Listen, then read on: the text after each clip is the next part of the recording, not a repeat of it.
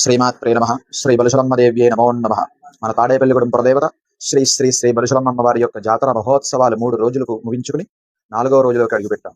ఈ రోజు చక్కగా అమ్మవారి పుట్టింటి వద్ద అమ్మవారికి పాన్పు వేసి విశేషంగా అమ్మవారికి చక్కగా ఆరాధన చేసుకుని మళ్ళీ మన ఆలయంలోకి వస్తారు. అటువంటి విశేషమైనటువంటి రోజు ఈ రోజు ఆదివారం. చక్కగా అందరూ కూడా చలువడి పానకం వడపప్పు అమ్మవారికి సమర్పణ చేసుకుని ఆరాధన చేసుకునేటువంటి అద్భుతమైనటువంటి ఆదివారం ఈ రోజు అమ్మవారికి విశేషంగా. మరియు మరొక విషయం ఏమిటయ్యా అంటే రేపు 16వ తారీఖు సోమవారం. మనందరము కూడా నిన్న చెప్పాం, మనందరినీ కూడా భాగస్వామ్యం చేయాలి, భక్తులందరినీ కూడా అమ్మవారి సేవలో మనం కలుపుకుంటూ వెళ్ళాలనేటువంటి సదుద్దేశంతో చక్కగా కలశాభిషేకాన్ని ఏర్పాటు చేశారు. మరి కలశం ఏ విధంగా తీసుకురావాలి?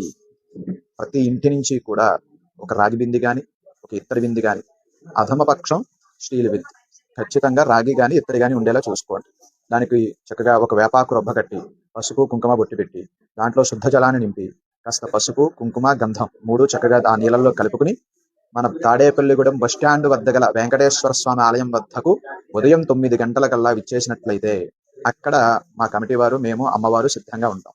అక్కడ నుంచి ఊరేగింపుగా చక్కగా మన బలుశలమ్మ ఆలయం వద్దకు వచ్చి అభిషేకానికి ఏర్పాటు చేసినటువంటి అమ్మవారికి స్వయంగా మీ స్వహస్తాలతో అభిషేకం చేసుకునేటటువంటి అద్భుతమైనటువంటి రోజు సోమవారం.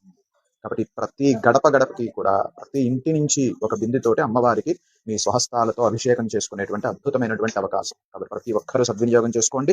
రేపు అనగా 16వ తారీఖు సోమవారం ఉదయం 9 గంటలకి ఈ కార్యక్రమం ఊరేగింపు ప్రారంభమవుతుంది మన తాడేపల్లిగూడెం బస్టాండ్ ఎదురుగుండా ఉన్నటువంటి వెంకటేశ్వర స్వామి ఆలయం వద్ద నుంచి.